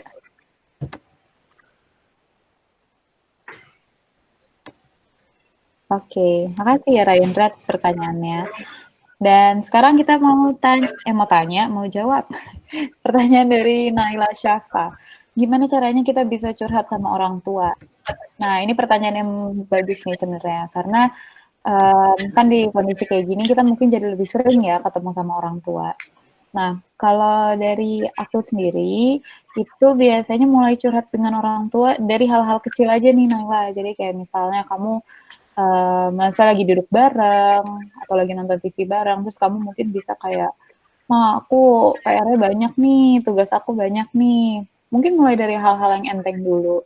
Dan lama-kelamaan kan nanti mama kamu mungkin lebih terbiasa ngomong sama kamu juga lebih nyaman juga cerita sama dia. Dan lama-lama bisa berlanjut ke hal-hal yang sebenarnya mau kamu curhatin.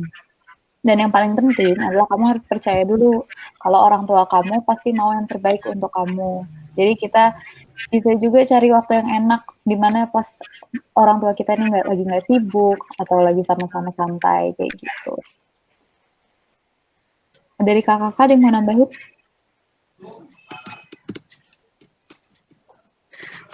Mungkin itu kali ya Kak. Udah bagus banget tuh, maksudnya udah jelas banget menurut aku jawabannya. Nah mungkin cuma mau nambahin aja, bisa dimulai juga nih teman-teman dari melakukan aktivitas kecil dulu nih yang menyenangkan bersama orang tua, misalnya lagi masak atau misalnya yang santai-santai. Terus nanti misalnya lagi masak bareng, terus bisa tuh curhat-curhat dikit kayak sambil masak cerita aja, mah hari ini aku gini-gini. Gitu itu bisa banget dicoba buat memulai curhatnya ya teman-teman. Gitu aja sih. Oke, gimana Naila? Kejawab nggak?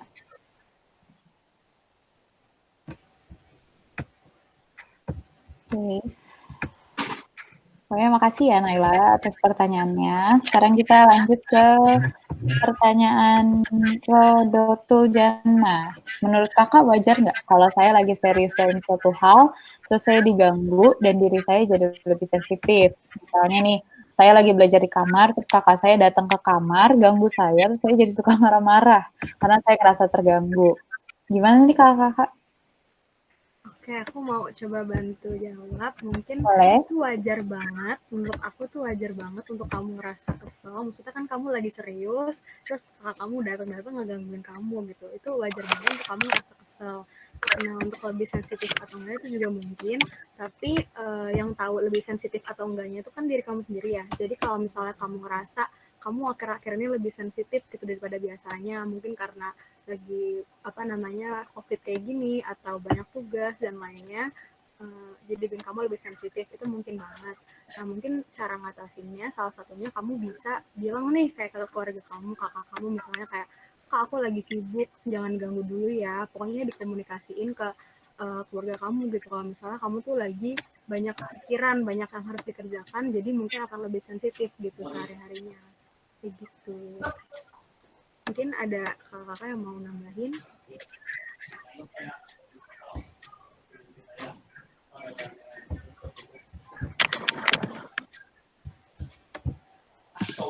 Cukup mungkin. Oke.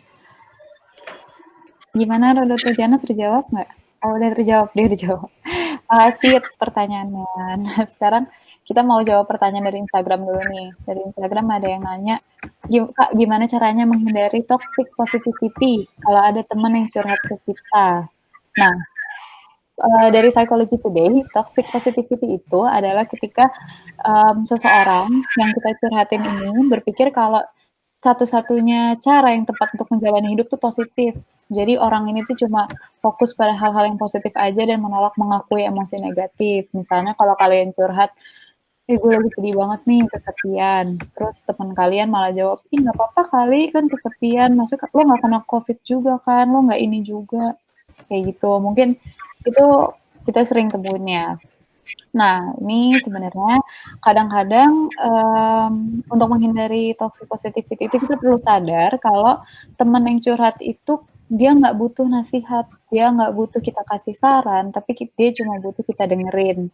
Jadi coba aja mungkin kita bisa mulai untuk latihan dengerin teman kalau lagi curhat. Tuh, dan toxic positivity ini sebenarnya kurang baik ya teman-teman, karena ada baiknya kalau emosi negatif itu yang kita rasain, ya diterima aja. Dan kalau emang terjadi, sambil dicari jalan lewat coping yang tadi, emotion focus misalnya, untuk bikin hati jadi lebih enak. Dan kita juga perlu untuk lebih dengerin orang lain juga. Oke, kita lanjut ke pertanyaan Salsabila berarti. Salsabila nanya, gimana sih caranya biar kita memiliki tujuan yang fix, yang nggak berubah-ubah? Karena aku merasa kalau aku suka memiliki tujuan yang berubah-ubah, dan jadinya malah capek sendiri, nggak fokus gitu. Kakak ada yang mau jawab? Oke, aku jawab kali ya. Ini sebenarnya aku banget nih waktu dulu aku masih SMA juga aku kayak ganti-ganti terus, pengen jurusan ini sampai 5 kali ada kali ya. Nah, sebenarnya wajar banget memang kalau masih sekolah itu untuk ganti-ganti tujuan gitu. Karena memang banyak ya yang pengen kita capai mungkin, dan jadinya bingung mau yang mana gitu. Nah, mungkin cara biar nggak bingung itu pertama, tentuin dulu tujuan umumnya. Kayak misalnya, nanti semester depan saya pengen dapat nilai rapot sekian gitu. Atau misalnya saya pengen nanti kuliah di jurusan IPA atau IPS dulu gitu. Nah, nanti baru dari situ baru kita bisa nentuin tujuan yang lebih spesifiknya. Kayak misalnya saya udah nentuin dulu nih, saya mau jurusan IPS misalnya, terus baru teman-teman bisa mulai nyari tahu apa aja yang bisa teman-teman pilih. Misalnya, oh ternyata IPS itu jurusannya ada psikologi, ada hukum, ada ekonomi, dan semacamnya. Nah, itu membantu banget teman-teman buat cari tahu apa aja yang pilihan yang tersedia buat teman-teman. Terus bisa juga nih di list, kayak misalnya saya tertariknya sama A, B, C, terus di list juga positif sama negatifnya itu apa, nanti baru teman-teman bisa mulai menentukan pengen yang mana gitu. Terus juga kalau nanti udah ditentuin nih, akhirnya nentuin, oh saya maunya mencapai ini, itu boleh banget dibikin plan-nya gitu. Jadi gimana cara teman-teman bisa untuk mencapai tujuan tersebut gitu. Oke, nah gimana? Terjawab nggak Salsabila?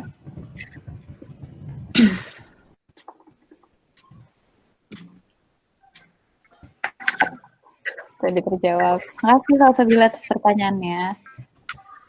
Nah, oke kita lanjut ya. Di sini ada dari Novio. Novio nanya, gimana sih caranya biar nggak enakan sama orang lain. Jadi kayak nggak selalu mengiyakan apa yang dia minta. Mungkin maksudnya nggak enakan ya. Oke, ada yang mau jawab Kak? Aku boleh kali ya Kak, mau coba nih jawab pertanyaan Novio. Gimana sih caranya supaya kita itu nggak enakan gitu ya, jadinya kita nggak selalu mengiyakan kata orang lain. Nah, sejujurnya ini dulu aku juga kayak gitu nih, Novio, mungkin bisa relate kali ya.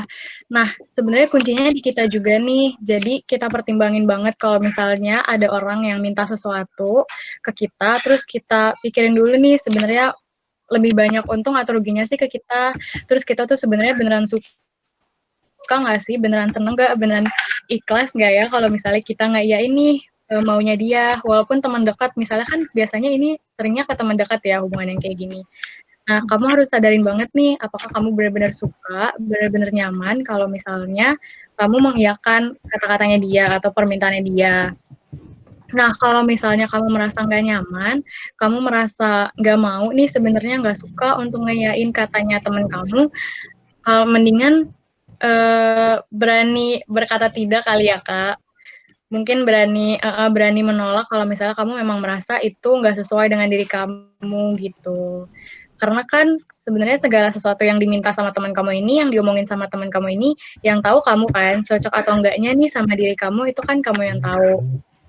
Nah, jadinya mungkin menurut aku kamu harus lebih pertimbangin lagi sebenarnya cocok nggak sih sama diri kamu. Kalau misalnya cocok ya nggak apa-apa diokein, tapi kalau misalnya enggak dan membuat kamu gak nyaman, mungkin harus dipertimbangin lagi, dan gak ada salahnya loh Novio untuk bilang enggak gitu. Gitu sih paling ada dari aku, Kak. Oke. Gimana Novio? Jawab ya. Oke. Sekarang kita jawab pertanyaan dari Instagram dulu. Dari Instagram ada pertanyaan nih. Kak, salah nggak sih kalau COVID aku malah pengennya sendiri mulu? Coba kakak ada yang mau jawab? Oke, aku yang jawab deh coba ya. Sebenarnya nggak salah, karena memang COVID ini kan anjurannya memang kita harus physical distancing ya. Kalau misalnya dekat-dekat orang malah nanti bisa nyebar gitu virusnya. Nah, paling perlu diperhatikan supaya nggak kebablasan gitu. Karena kita kan gimana pun tetap butuh interaksi sama orang ya gitu. Jadi nggak apa-apa kalau misalnya dalam sehari 2 hari pengen sendiri dulu aja, itu nggak apa-apa. Tapi jangan lupa juga nanti untuk coba kontak teman-teman atau mungkin ngobrol sama keluarga dan semacamnya. Ingat ya, kalau COVID-19 ini kan anjurannya itu physical distancing gitu, bukan social distancing. Gitu. Oke, makasih Kak Pe. Dan makasih juga pertanyaan yang dari IG ini. Oke, berikutnya kita ada pertanyaan dari Nafa. Dia mau nanya lagi nih, kalau misalnya ada orang tua yang ngomong kasar ke anaknya, karena misalnya anaknya bandel, itu gimana sih Kak? ngaruh nggak sih ke psikis anak tersebut dan bisa terus tersimpan di memori anak tersebut nggak karena terngiang-ngiang. Nah, pertama, menurut aku mau coba jawab ya. Nah, menurut aku, pasti ketika orang tua kita ngomong gitu, yang kita rasain emosi negatif dong. Kita sedih, mungkin kita ngerasa nggak enak, dan stempel-stempel negatif dari orang tua itu kan emang biasanya nempel mungkin, kayak yang dibilangin sama Nafa, terngiang-ngiang. Tapi, kita bisa berubah loh. Kita bisa mengubah diri kita, kalau misalnya kita sering dicap kayak gitu, dengan kita membuktikan lewat perilaku kita dan prestasi kita. Ya udah oke, mungkin kita selama ini sering dicap sama orang tua kita cap-cap yang negatif, tapi kita bisa membalikan omongan mereka dengan membuktikannya lewat perilaku kita yang nyata kayak gitu sih menurut aku. Gimana Nafa?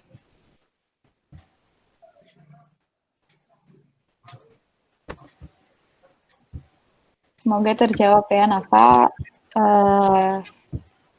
Ini tadi. Oke. Makasih Nafa atas pertanyaannya.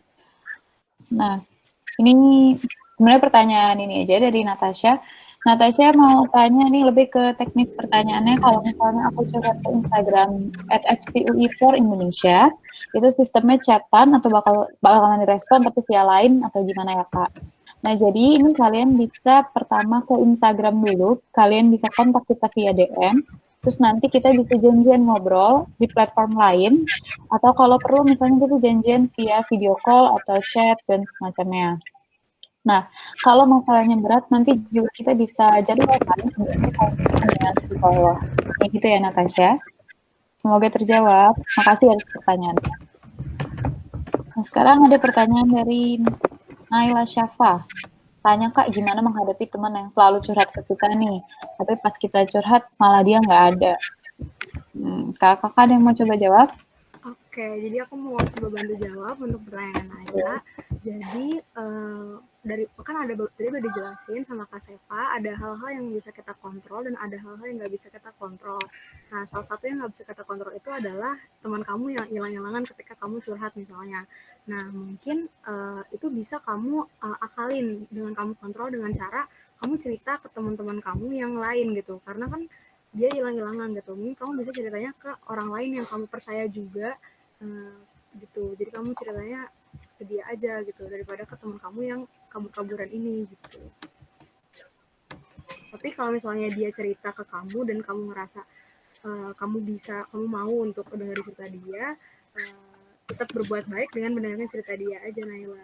Semangat ya, semoga menjawab. Oke, makasih Naila atas pertanyaannya. Sekarang kita mau jawab dikit kali ya Kak ya? Oh, boleh, oke KP. Oke, kalau tadi soal kok pas dia cerita gue dengerin, tapi pas gue cerita malah dia nggak dengerin gitu kan. Itu bisa dibalikin lagi sih ke tadi ya, materi di slide, kalau misalnya fokus aja ke hal yang bisa kita kontrol gitu. Kalau soal dia dengerin atau enggak kan itu bisa kita kontrol ya. Jadi kayak ya udah nggak usah terlalu dipusingin gitu. Mendingan kita fokus aja ke yang bisa kita kontrol, yaitu ya udah cari aja teman yang mau dengerin kita gitu. Itu sih, daripada kita pusingin dia yang emang nggak mau dengerin kita, jadi ya udah nggak apa-apa. Aku sebenarnya mau nyambungin juga nih aku baru baca pertanyaannya dari Aisyah Rini. Dia nanya gimana caranya ngatasin kecewa atau putus asa kalau ada hal-hal yang nggak sesuai plan dan keinginan kita. Nah, sebenarnya ini agak mirip sama yang jawaban tadi, tapi beda konteks ya. Jadi kan kita perlu ingat lagi kalau ada hal yang bisa kita kontrol dan hal yang nggak bisa kita kontrol. Nah, ketika hal-hal yang nggak bisa kita kontrol itu nggak sesuai dengan keinginan kita atau nggak sesuai dengan plan kita, ada baiknya kalau kita merelakan aja, kita lepasin aja kayak oke, kita fokus lagi ke hal-hal yang bisa kita kontrol. Seperti jawaban dari KPI dan dari Ira tadi. Sarah, sorry. Oke. Nah, makasih dari Naila dan dari Aisyah Rini atas pertanyaannya. Nah, sekarang kita jawab pertanyaan dari Instagram dulu kali ya. Dari Instagram ini ada pertanyaan, Kak, aku punya teman yang dapat KDRT selama karantina. How can I help her? Kakak mau jawab? Ya, aku mau coba jawab. Jadi sebenarnya aku sendiri juga punya teman yang mengalami hal kayak gitu. Dan emang mungkin susah karena posisinya itu kan masalah keluarga mereka. Jadi susah buat kita untuk ngebantu di bagian keluarganya itu kan. Jadi emang nggak bisa kita kontrol. Tapi apa sih yang bisa kita lakuin? Yang bisa kita lakuin itu adalah pertama kita ada dulu nih buat si orang ini. Mungkin karena dia mengalami kekerasan di keluarga, dia butuh banget dong pasti cerita sama orang-orang yang dia percaya. Nah, kita bisa ada di situ buat dia dan dengerin masalah-masalah dia, dengerin perasaan-perasaan dia supaya dia nggak merasa sendiri. Terus kita juga bisa melakukan hal lain, yaitu kita coba bantu dia untuk mencari orang dewasa lain yang bisa dia percaya. Mungkin pamannya atau bibinya atau orang-orang lain yang dia kenal yang bisa ngebantu dia supaya dia tuh merasa gak sendirian gitu. Gitu sih kurang lebih. Oke. Makasih Seva. Semoga yang di Instagram terjawab ya. Ini ada dari Rayendra. Dia nanya, gimana sih caranya menghadapi perasaan loneliness? Nah ini kan jawabannya subjektif banget ya. Aku mau coba jawab ya Rayendra.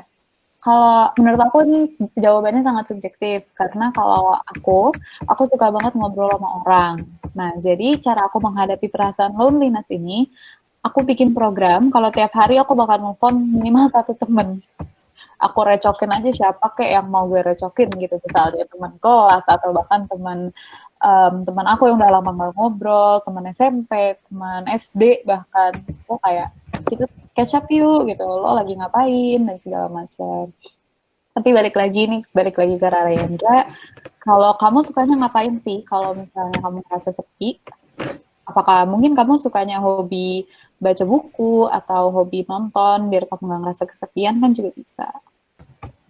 Kakak ada yang mau nambahin?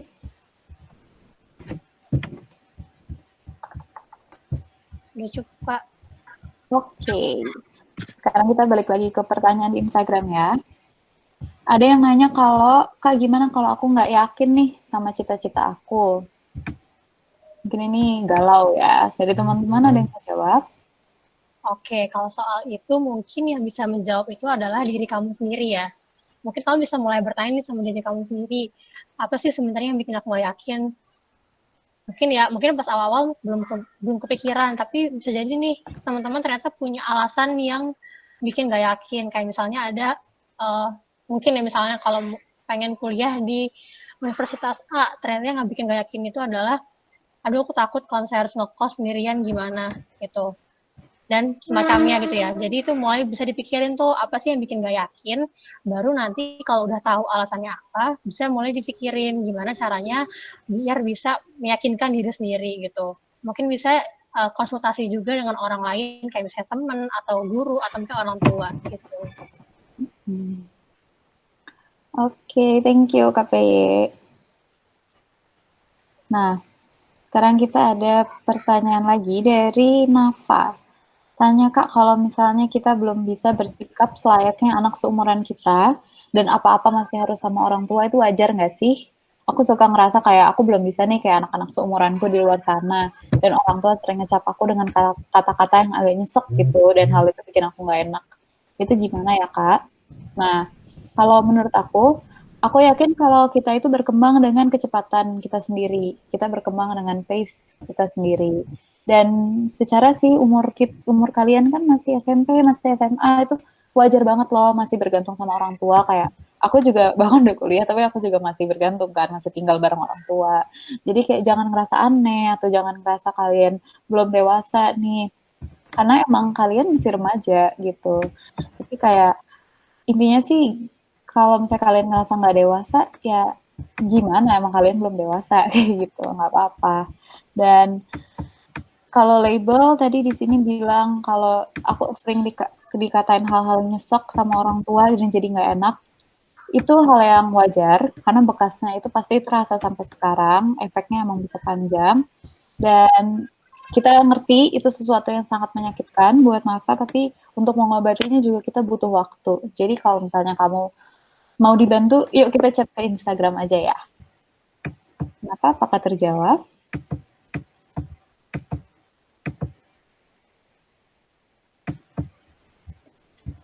Ya, intinya teman-teman kalau misalnya ada yang butuh bantuan lebih, mungkin kalian mau cerita lebih banyak nih Kak, nggak cuma di chat ini doang, kalian bisa langsung DM di Instagram ya.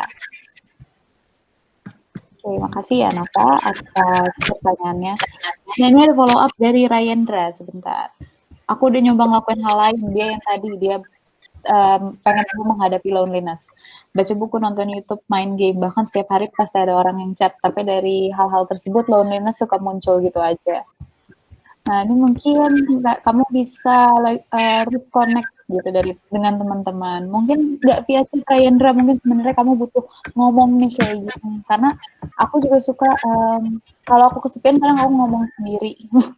Mungkin agak aneh juga sih, tapi aku ngerasa kalau dengan aku ngomong yang verbal kayak gini, itu ngobatin rasa kesepian aku, kayak gitu. Dari kakak-kakak ada yang mau nambahin nih, gimana caranya menghadapi kesepian? Oke. Iya, Kak, mau coba.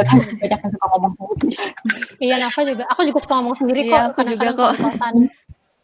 Mungkin kayak tadi kan seringnya chat ya sama teman. Mungkin bisa dicoba Iya. juga telepon atau mungkin video call gitu. Ah, mungkin chat kan nggak terasa kayak interaksi beneran ya, nggak kayak ngobrol beneran gitu. Mungkin bisa dicoba video call biar kelihatan mukanya teman-teman gitu. Iya, mau nambahin juga Kak, mungkin karena tadi kuantitasnya mungkin sering gitu di chat, mungkin permasalahannya di kualitasnya gitu, misalnya kualitas chatnya bosenin gitu, atau nggak bikin kayak unek-uneknya keluar atau gimana. Nah, mungkin bisa kualitasnya tuh berarti yang ditingkatin, kayak coba ngobrolnya misalnya yang lebih deep gitu, deep talk gitu, misalnya sama temen-temennya yang kamu percaya. Jadi misalnya jadinya rasa kesepiannya tuh bisa lebih berkurang gitu dengan deep talk itu. Kayak gimana Ryendra? Mulai nelfon teman dari sekarang? Oke, makasih Ryendra ya atas pertanyaannya. Nah, sekarang ada dari Rodoto Janah, dia nanya lagi nih. Saya dulu pernah punya masalah sama orang satu sekolah.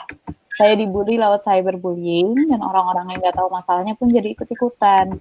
Terus dia jadi ngerasa dibully seangkatan, bahkan saya sampai stres dan setiap hari nangis. Oke, sarannya dong Kak. Kakak dia mau ngasih saran? Mungkin aku mau coba kali ya Kak. Buat Rodatul Janah nih, sebenarnya emang efek dari bullying itu pasti sakit banget nih ya teman-teman.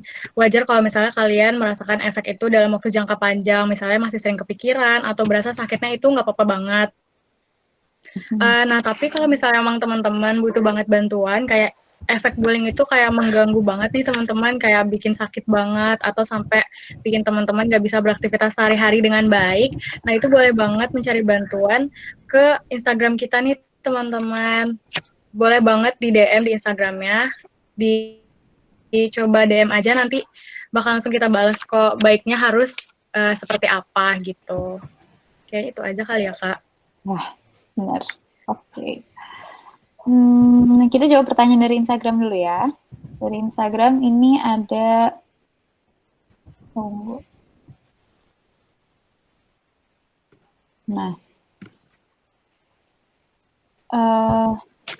kedua orang tuanya teman aku baru aja meninggal karena COVID, Kak. Aku mesti hibur dia atau kasih waktu dulu ya. Nah, yang pertama, kita menyampaikan turut berduka cita dulu untuk temennya, tanyain apakah ada yang bisa dibantu dan apa yang dibutuhkan. Dan kalau emang kamu butuh ngobrol atau teman kamu bahkan butuh bantuan, boleh langsung kontak ke Instagram kita ya. Nanti akan disambungkan ke layanan yang dibutuhkan. Oke. Ini ada pertanyaan lagi. Nah, Kak, gimana kalau aku nggak yakin sama cita-cita aku? Kakak ada yang mau jawab? Gimana caranya biar kita bisa yakin sama cita-cita kita?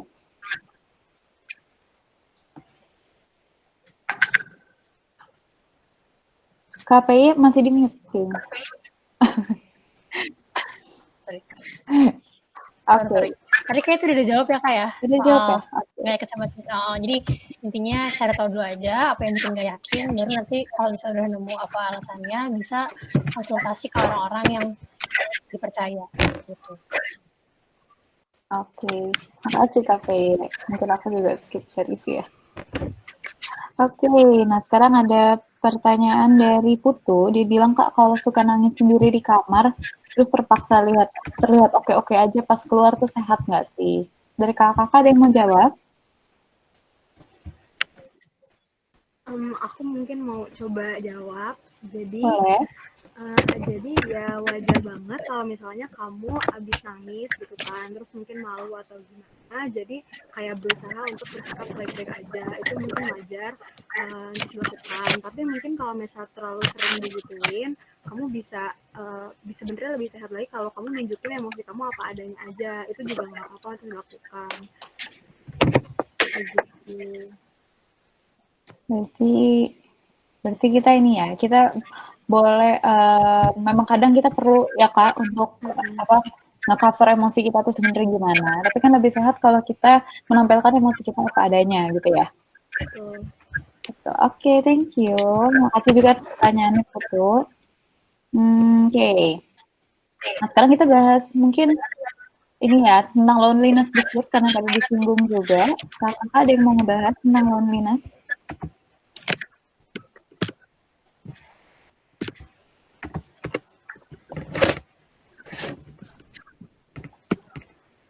Loneliness.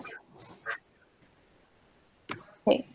Jadi itu sebenarnya teman-teman, aku mau coba nambahin aja sih dari yang ngebahas loneliness tadi. Kalau loneliness itu atau perasaan kesepian bukan cuma kita kurang orang ya, bukan cuma kurang orang secara sosial aja, tapi juga hal emosional yang dirasain. Jadi kayak benar tadi kita coba deep talk, kita coba tahu kesepian apa sih gitu. Kalau misalnya kamu masih ngerasa kesepian juga, boleh langsung DM di Instagram ya, Rayendra, dan teman-teman lainnya juga. Oke, kita lanjut ke pertanyaan dari Mata lagi. Tanya Kak, jadi dulu aku disupport banget masuk OSIS dan organisasi lainnya di sekolah. Tapi pas SMP belum kesampaian. Terus akhirnya pas SMA aku berhasil jadi anggota OSIS nih. Sama perjalanan OSIS kan kadang pulang malam, malamnya pun jam 9, jam 8, nggak malam banget. Tapi aku sering dimarahin karena pulang malam terus. Nah, padahal pulang malam juga nggak tiap hari dan dia stay di sekolah, nggak keluyuran. Tapi dia malah sekarang dimarahin gara-gara masuk OSIS, padahal awalnya didukung masuk OSIS. Minta pendapatnya Kak, biar orang tua bisa ngerti. Oke, dari kakak ada yang mau coba jawab?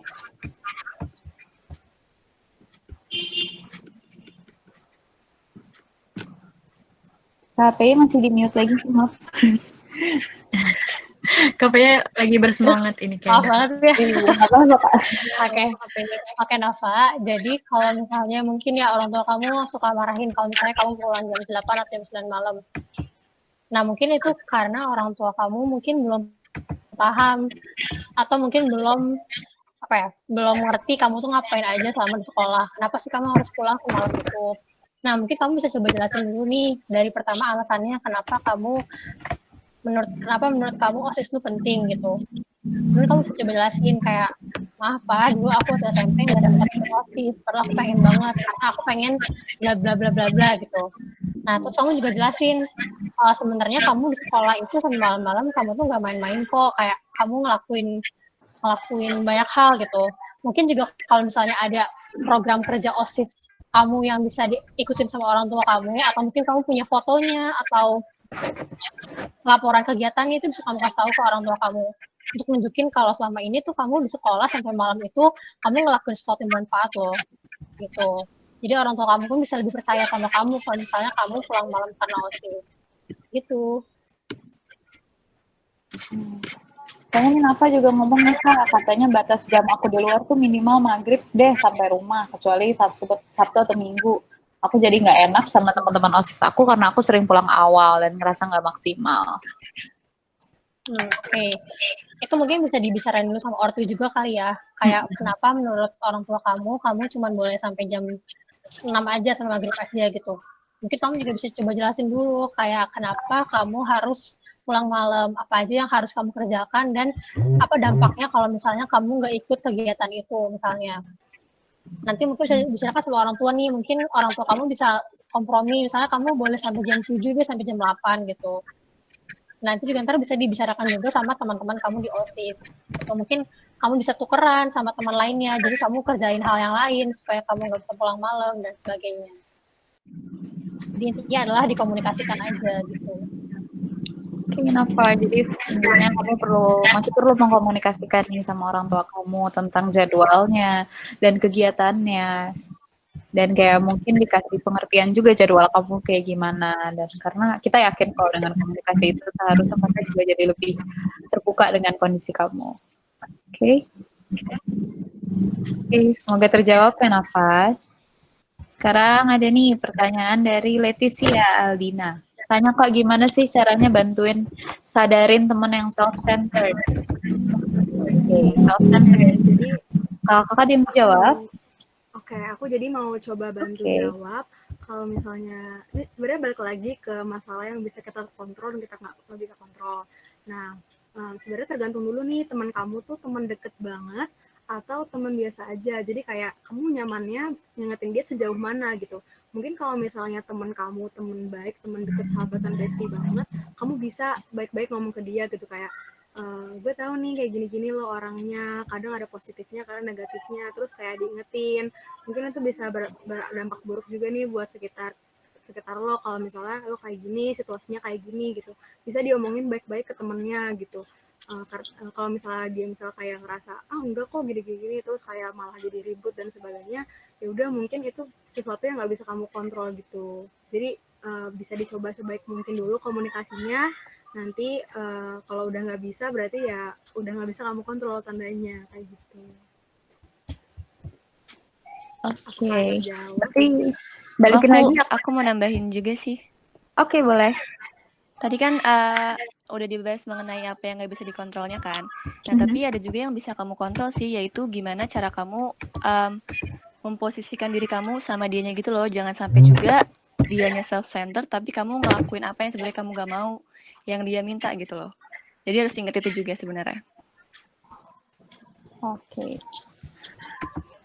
makasih kakak atas jawabannya. Semoga dari Leticia terjawab ya. Oh nih dia jawab, aku udah mau bilang ke dia, tapi dia orangnya gampang baperan, jadi aku takut sakitin perasaan dia. Gimana Kak? Mungkin bisa ada namanya sandwich feedback gitu. Jadi kamu ngasih hal positifnya dulu, terus abis itu baru ngasih tahu yang negatifnya apa sih dari sikap dia yang self-centered itu, terus dirangkum lagi sama yang positif kayak kesimpulannya. Jadi sebenarnya baik, tapi bisa ditingkatin gini-gini gitu. Jadi kayak sandwich feedback itu, jadi kamu ngomongnya lebih komunikasinya lebih halus gitu ke dia supaya nggak nyakitin perasaannya dia. Oke, makasih kakak. Makasih juga Leticia atas pertanyaannya. Oke, teman-teman, kalau misalnya dari kalian ada yang masih mau nanya nih Kak, atau masih mau cerita, masih butuh bantuan, kalian bisa langsung DM ke Instagram kita ya, kan di sini ada nih. Nah, di situ akan langsung direspon dan kita akan memberikan sebaik mungkin apa yang kalian perluin bakal kita kasih, dan bisa curhat juga di sana. Terus jangan lupa kita itu punya YouTube. Jadi kalau misalnya teman-teman kalian ada yang nggak ikut webinar hari ini atau ketinggalan webinar kemarin atau mau tahu lebih lanjut lagi soal diskusi-diskusi yang ada, itu bisa cek YouTube kita di Community Mental Health FPSI UI. Aku taruh di chat ya YouTube-nya. Jangan lupa subscribe. Oke, kalau misalnya udah nggak ada pertanyaan, mungkin sekian sesi webinar hari ini. Kita mau bilang makasih dulu buat teman-teman yang udah berani bertanya, udah berani bercerita kepada kita hari ini, dan udah menyimak juga materi yang mau dikasih. Ingat lagi kalau misalnya masih ada yang diperlukan, boleh langsung DM ke Instagram, atau buka YouTube, atau ke email, atau bahkan WA atau Line. Oke. Mohon maaf apabila kami ada kesalahan ya teman-teman dalam menjawabnya atau mungkin kurang. Tapi sekali lagi, selamat sore dan terima kasih. Dadah, kakak. Makasih. Wah, makasih semuanya yang udah join ya. Makasih. Wah, Nafa ini semoga tahun ini bisa menerima psikologi UI juga, amin. Iya, amin. Ya, yang mau, semoga ya. Semoga. Materi-materinya bisa lihat di Instagram juga ya. Di Instagram kita ada banyak. Amin ya, Satrio, Rayanda, Radatul, Dana.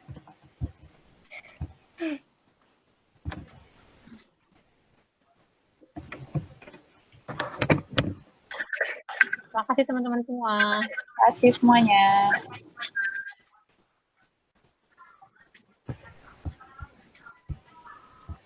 Oh, banyak ya yang pengen jadi maba psikologi UI ternyata.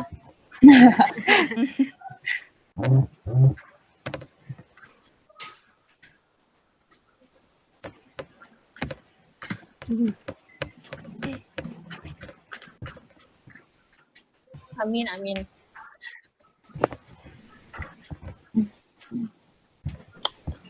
Banyak ya.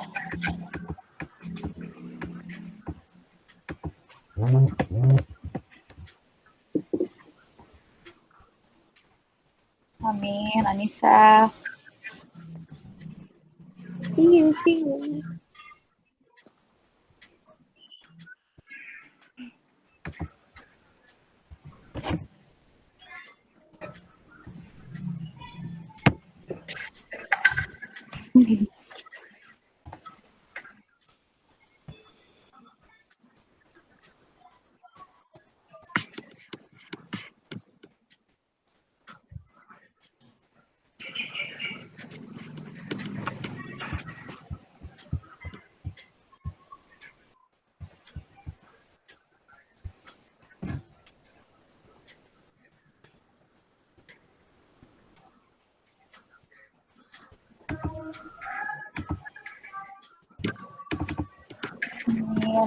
Bisa dapat makara biru juga kayak kakak katanya.